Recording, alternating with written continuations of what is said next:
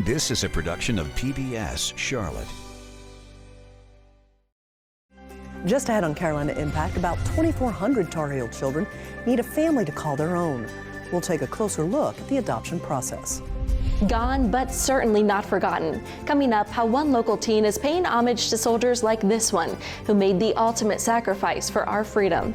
And in our One Tang Trip segment, we head to North Carolina's high country to an attraction that's lured visitors for more than half a century. Don't go anywhere. Carolina Impact starts right now. Carolina Impact, covering the issues, people, and places that impact you. This is Carolina Impact.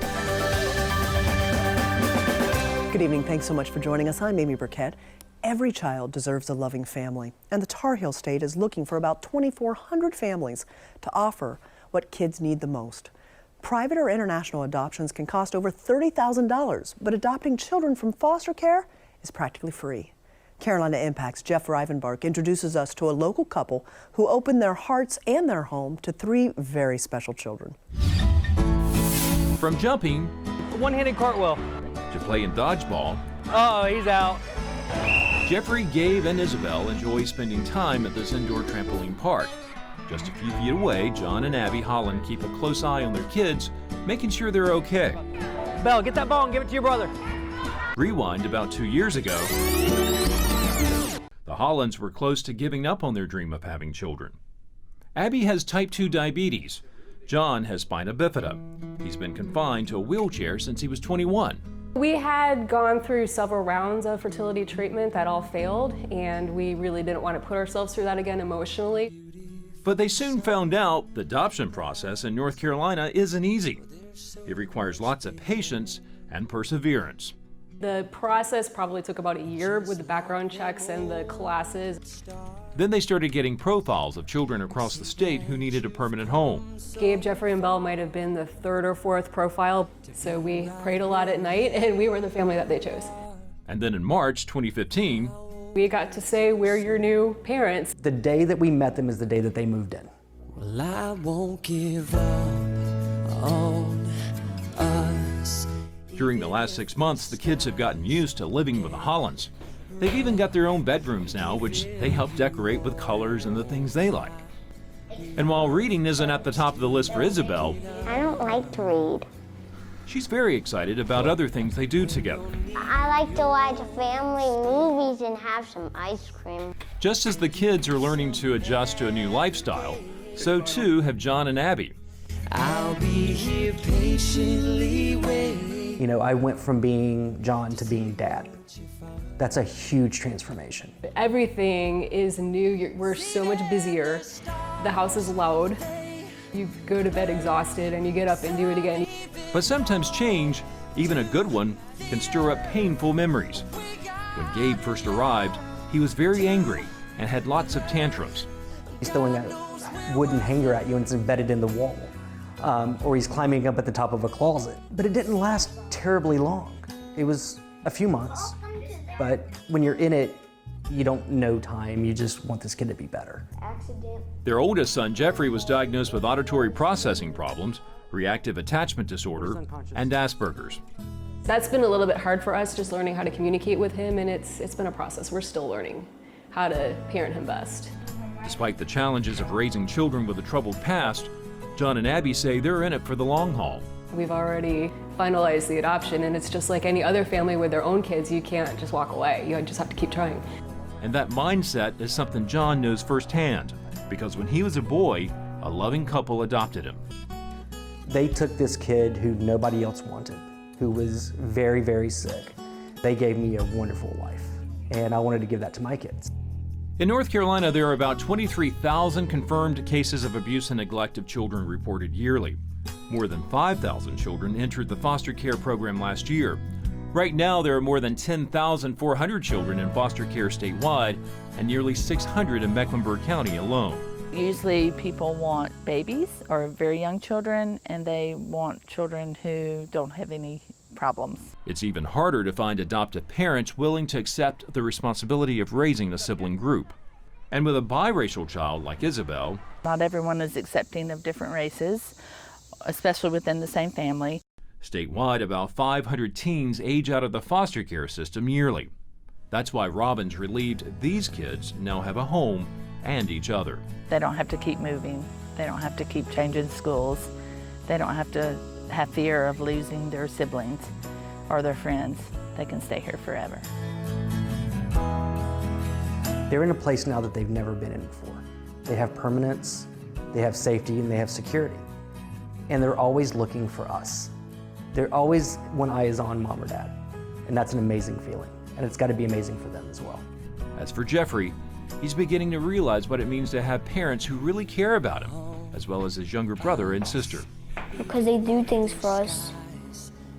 And including if we get them mad, they still love us. That's true. You know, when I look at my kids, we're all dented, you know, but we're covering those dents and fixing them as we go. And they're going to be great adults. If I had $1 million.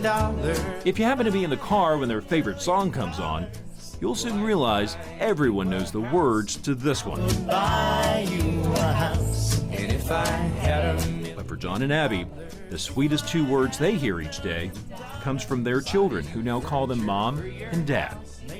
For Carolina Impact, I'm Jeff Rivenbark reporting. Thanks so much, Jeff. Joining me now is David Shuford, board member with the Children's Home Society of North Carolina. David, thanks so much for your time. Thanks so much for having me. You know, while November gets all the attention as National Adoption Month, this really is an issue that is all year long. We need to try and find families for these kids who have just ended up in a difficult situation. How do we make a bigger impact? Well, we need to find families. We need families who are willing to create a home and provide a home to a kid who needs a home and needs a family and needs a permanent, safe, and loving family. So it's really about people. It's about individuals and couples who are willing to open their home and create a family for a kid who needs one.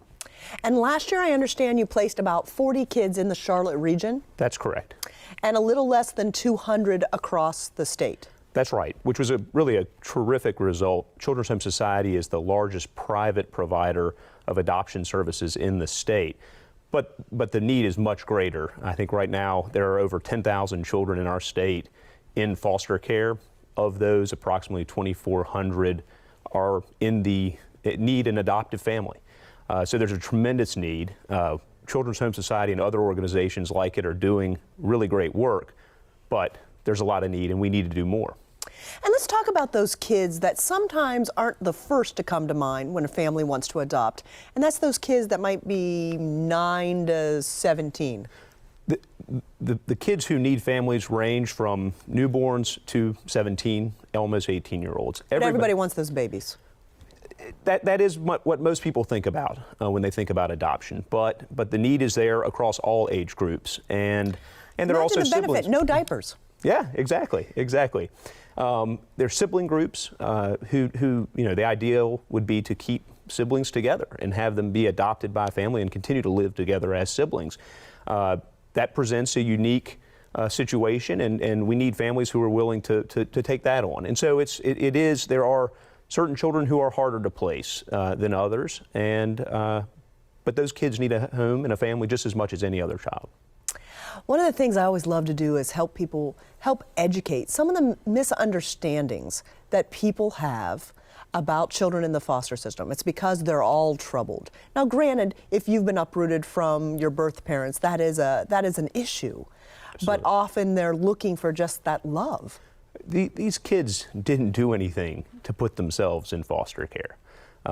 They're there because of bad luck and being in a difficult situation. They didn't create this situation.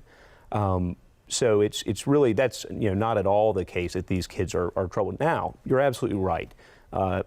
Every child who is taken out of their family situation, even a difficult family situation, has experienced the trauma of losing their family situation. And that is something that Children's Home Society, the professionals, the social workers at Children's Home Society are very aware with. Everything they do is trauma informed, and you've got to be aware of that trauma and the reality of that. Now, having said that, these are terrific kids. They are not problem kids. These are kids who've been in a tough situation. not due to anything they did, and they need a family. Is there support for the families who are willing to step up and take the chance to open their hearts and their homes to these great kids, but they may need a little bit extra resources to work through some of the challenges? Absolutely. There's both financial support, but there's also, and I think in many ways more importantly, post-adoption services, which is, again, social workers who've been involved with the entire adoption process remain available, and other specialists remain available to advise the adoptive parents as well as the children on transitioning into their new family situation. Because it is, I mean, we all have families, we all know of the drama that families experience, but there's absolutely robust support mechanisms in place to support the parents as well as the children. And it's not a situation that once the adoption becomes official, you're out on your own trying to figure this out. Children's Home Society has been around for 114 years. There could be an 85 or 90-year-old adoptee who wants to find more about their biological family. They can come to Children's Home Society and get that post-adoption services today, 80, 85, 90 years after their adoption. David Shuford, board member with the Children's Home Society of North Carolina. We appreciate what you do for all these young people that have such great possibilities and such bright futures. They just need some love. Absolutely. Thanks so much for having me. Well, next, we're shifting gears a bit to introduce you to a local teen who takes hands-on learning to the next level. He traveled from South Charlotte to northern France to pay homage to a fallen soldier from our region and to better understand the sacrifice made by thousands during World War II. Carolina Impact's Danielle Koser shares his journey. Invasion Day on the English Channel. June 6, 1944, D-Day. It was a cloudy, rainy day. The ocean was in turmoil. Thousands of Allied troops stormed a 50-mile stretch of shoreline along the coast of France. We could see the Normandy coast for miles and miles in both directions, and we could see the ships coming in. Flying at 12,000 feet in a B-17 bomber, Charles Richardson had a bird's eye view as the invasion unfolded. The troops in and could see them actually falling on the beach. It's estimated more than 4,000 Allied soldiers died during the invasion. Thousands more were wounded or reported missing. It was a terrible experience, but one that I'll always remember. At the Normandy American Cemetery, crosses mark the memory of thousands of Americans who lost their lives during World War II. You can see all of the grave markers, and it's just, that's when it sort of hits you, when the numbers become real, tangible items. This summer, Joey Chong and Lou Ann Reeves were one of 15 student-teacher teams from across the country, selected to take part in National History Day's Normandy Institute. The best way to help young people understand the past is to make it come alive. And to do that, we wanted to make it personal for them. Each student selected a fallen soldier from their region to research. The two spent months in Reeves' classroom, following the life of Lieutenant Colonel James Johnston through the archives. Using college transcripts, old military documents, and letters to home, they learned Johnston was born in Lincolnton, raised in Barium Springs, and graduated from Davidson College in 1937 with a degree in political science. He was a really dedicated soldier, and he was a really involved student, so you can see that throughout his high school and college careers, which is pretty rare for that time. And so they did this research. They came to not only find out information about these soldiers, but they came to be friends with them. It all started right here in Mrs. Reeves' classroom. The duo never dreamed that their research would have such a big impact, connecting Johnston's family members from the Carolinas to California. It was very exciting. We had known these people, but had sort of lost touch with a lot of them over the years. Out in Chester, South Carolina, Doug Marion caught wind of Chong's research and reached out to him with some news. His mom and Johnston were first cousins. If you're having trouble following the branches of the family tree, that means Johnston was Marion's. My first cousin once removed. Chong's research helped rekindle Marion's relationship with relatives across the country, giving the family insight into Johnston's life and death. I think that everybody's always sort of known about what he did, but it really brings it home and brings it into a little more reality to you when somebody's doing this kind of research, and you can really look into what actually happened. Johnston's story ends June 29, 1944. He died after being injured in a blast while working to gain control of the Cherbourg Peninsula. Learning one story suddenly makes each of those 10,000 stories seem that more real. In June, Chong and Reeves traveled to Washington, D.C. and pored over old documents at the National Archives. The next leg of the trip took them to Normandy, France, where they walked on the same sandy beaches where so many soldiers lost their lives. When we went to Omaha Beach, I think when we stepped foot on the beach, that was really one of those moments where it sort of sunk in and it was like, wow, people died here. This is where freedom began. This is where our freedom was secured. The last stop, the Normandy American Cemetery. Here, students delivered one final farewell to their silent hero. On June 20th, 1944, Lieutenant Colonel James Davison Johnston led his battalion through Cherbourg, France. For the invasion, Johnston was the commanding officer of the 2nd Battalion, 47th Infantry Regiment, 9th Infantry Division.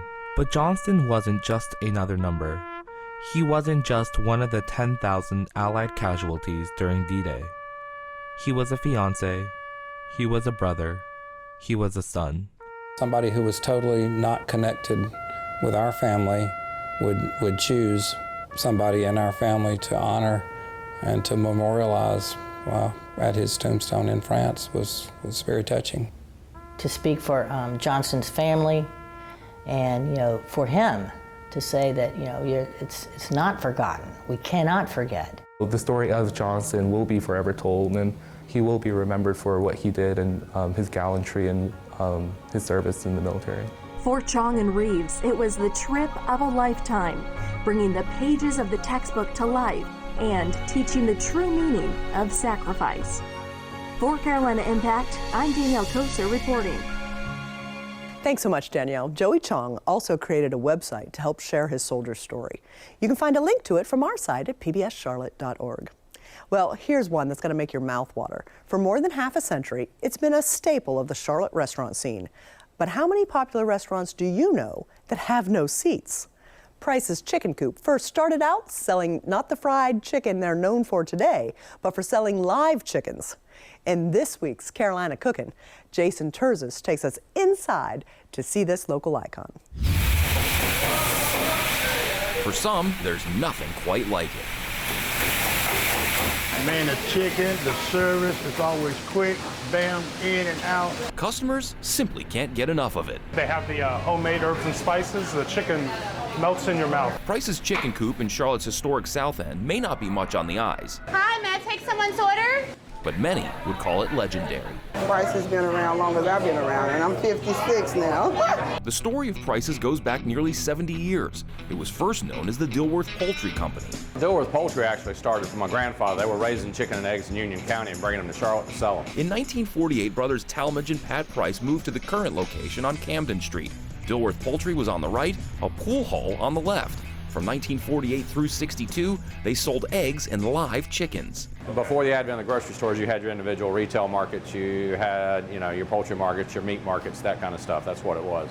As Charlotte grew, the need for food, especially workday lunches, was on the rise. What happened was there was somebody in the area that had a warehouse and they needed to feed their warehouse workers. And they said to Dad, well, why don't you try cooking chicken? You've killed them all these years and sold them fresh all these years. Why don't you try cooking them? In 1962, Dilworth Poultry became Price's Chicken Coop, a takeout spot for local factory workers to grab lunch. The warehouse guys, they needed a quick, filling, reasonably priced lunch. And that was the whole premise of the whole thing. And that same premise still applies today. When the pool hall closed, Price's moved in. The original Dilworth Poultry is now used as storage. And not many people remember, but there were actually two Price's Chicken Coops back in the 60s. The one at the current location on Camden, the other on Central Avenue in Plaza Midwood. Because I remember us going to the movie theater and we would come and get chicken and sneak it in the movies. And you're not supposed to do that, right? But we were doing it. Every day, fresh chicken is brought in and sliced up. It's then marinated in a fridge overnight. The next day, it's dumped into Price's specialty seasoned flour and tossed into the fryer with 100% peanut oil. It's then fried to a golden brown, leaving it crispy on the outside, moist and juicy on the inside. You can taste the homemade recipe. Bojangles, KFC, they're good, but they're not good like Price's Chicken Coop. There are people who say it's the best chicken in the world. There are folks that say it's the best chicken in Charlotte. I know it's the best chicken I've had in my tummy. And it's really nothing special. It's just that, you know, we stay on top of it and we make sure it's consistent. As the years and decades went by, Price's developed a loyal following. Various newspaper and magazine articles brought even more attention. The media can make or break you. The public can make or break you. You know, the good Lord's blessings. Cousins Drew and Steve Price grew up visiting their fathers at the Chicken Coop. They took over in the 1980s and have been here ever since. One time somebody said, well, how do you like working here? I said, I don't know, because I've never done anything else. I don't have anything to compare it to. The guys run the Chicken Coop much like their fathers did, from the way the business is run to the look of it, inside and out. Even the menu has remained virtually unchanged, except for the occasional price increase. Prices have pretty much been the same all the years, all these years, man. And you want to talk about no frills, Price is a cash-only business. Wing dinner to tea, non-36 today, please. You got some cash? I need cash only. You see that pretty little ATM behind you? No checks, no credit cards, and no seating. It's strictly takeout. Walk up to the counter, place your order, and take it to go. And then Princess wants chicken gizzard dinner or order? I order gizzards. And a wing sandwich? And what are you eating? Part of the reason Price's never had seating was to keep the flow of customers coming in and out. Our volume offsets our cost. No tables means quicker service and lower costs. Get them in, get them out. It's a full lunch at a reasonable price. We try and keep our prices low so the working man can afford it. Even comedian Jay Leno, who was in town last year for a show, ordered his lunch, then sat across the street on the grass to eat. But customers don't seem to mind the lack of seating. They're just happy with a box of that crispy golden fried chicken. I've been coming since 1970, but I knew about it when I was like 6, 7, 8 years old. My grandfather used to come. It's been around since the mid-60s, so they're obviously doing something right. The food is always hot. Best food in town, man. I love it. Thanks to the light rail and the revitalization of South End, Price's Chicken Coop is having a renaissance of sorts, with people from all walks of life coming in. Fried chicken crosses all socioeconomic, ethnic groups. I mean, it's something that everybody likes. One of the reasons, I think, is because everybody likes chicken. All our customers are the same. As long as my customers are happy, it doesn't make a difference who they are. Back inside the coop, another to-go box gets loaded up with slaw, fried chicken, and fries. Then it's time to load up and head back to work, at least now with a full tummy. For Carolina Impact, I'm Jason Tertzis reporting. Thanks so much, Jason. Yes, my mouth is watering again. Price's Chicken Coop is in Charlotte's historic South End at 1614 Camden Road. You may want to check it out if you haven't already. Well, from great food to great thrills, where can you go to see water flow uphill, lose your shadow, or stand inside a giant soap bubble? Give up? Well, Mystery Hill, of course. This small tourist attraction near Boone and Blowing Rock has been around since 1948. In tonight's One Tank Trip, Carolina Impact's Russ Hunsinger heads up to North Carolina's high country to find out more about this special science center. Ho, ho, ho, it's magic. It was phenomenal. I feel kind of dizzy. This is your equilibrium up. Never believe it's not so. It's magic. The ball goes upwards instead of downwards. The water goes upwards instead of downwards. You're at Mystery Hill. It's a family-operated attraction that's showing people a natural gravitational anomaly and letting them have fun all that time. Mystery Hill grew out of the Hudson apple orchard. They noticed a strange feeling out on the side of the hill. Just as they would walk down through the orchard, there was a certain area of the hillside that made them feel dizzy or a little bit lightheaded when they went through it. Mr. Hudson started calling it his Mystery Hill. You feel how much harder that is to go this way? You can take any object, hang it in midair, and it takes more force to move one direction than it does the other. It's really fun. There's this one room where it's like slanted and the gravity's all off and stuff, and it's really crazy. My experience was dizzy. My experience was like trying to hold my body, so it's real cool.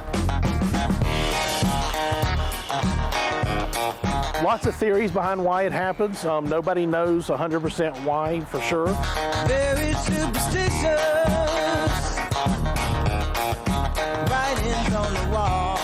We've had crazy stories. I had a lady here a couple of years ago that swears that she was here when the aliens put the equipment in the ground. Probably the most scientific, logical explanation would be a large mass of something, an iron ore, some dense mineral somewhere in the hillside, and you're actually feeling some gravitational pull towards that in addition to the Earth's gravitational pull. I saw water run upward and a ball roll upward, which was really creepy, and I thought, oh, like, what the heck?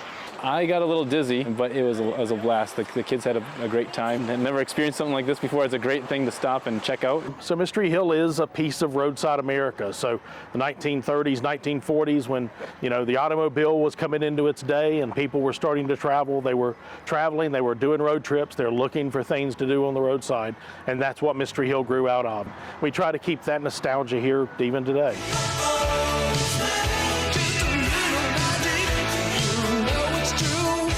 Maybe it's slanted, so like the gravity is like pulling it. It's like in a different way, so like the gravity is like pulling it. Whoever built this knew what they're doing to make it a good time for everybody.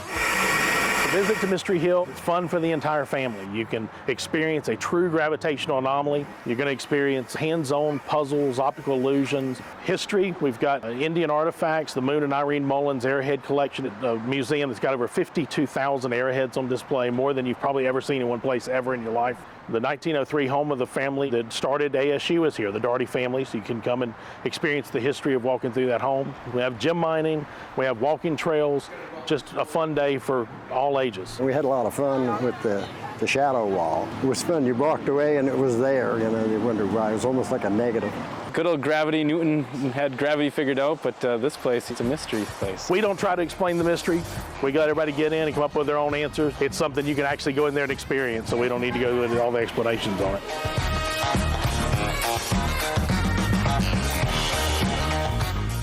Thanks so much, Russ. Mystery Hill is open year-round, except for Christmas Day. We've got a link posted along with this story on the Carolina Impact page at pbscharlotte.org. Well, before we say goodnight, we want to remind you to friend us on Facebook for a chance to win monthly prizes. Now, I see hundreds of you going to our page, but you forget to hit the like button. We're looking for more friends, so please hit the like button. This month, we're giving away a DVD set of Poldark Seasons 1 and 2. So look for this post on our Facebook page and tell us why you like Poldark. Like Gail Young of Lincolnton, who says she loves the beautiful scenery in Cornwall. I completely agree. I love seeing Russ Poldark ride his horse along the waterfront in almost every episode. Well, thanks so much for joining us. We appreciate your time, and we look forward to seeing you back here again next time on Carolina Impact. Good night, my friends.